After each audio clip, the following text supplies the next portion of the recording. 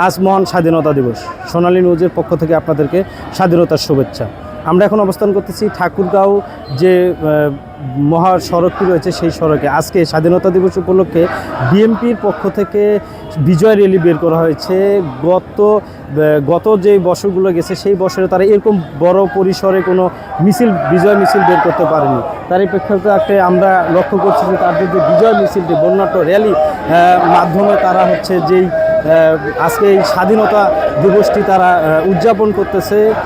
আমরা এমনটি দেখতেছি যে তারা হচ্ছে সর্বস্তরের মানুষ, ছোট বড় এবং বড় যত মানুষ আছে সব মানুষ তারা একত্রিত হয়ে তাদের অঙ্গ সংগঠনের যারা যেই নেতাকর্মীগুলো আছে সবাই মিলে আজকে এই 16ই ডিসেম্বরকে তারা 16ই ডিসেম্বর বিজয় র্যালি বের করেছে। এমনটি আমরা লক্ষ্য করেছি যে তারা এই বিজয় র্যালিটি বের হয়েছে ঠাকুরগাঁও জেলা স্কুল বড় মাঠ থেকে।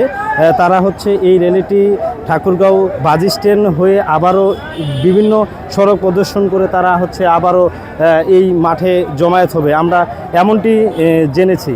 এই ছিল ঠাকুরগাঁও থেকে বিজয় র্যালির সর্বশেষ তথ্য। আলামিন ইসলাম, সোনালী নিউজ, ঠাকুরগাঁও।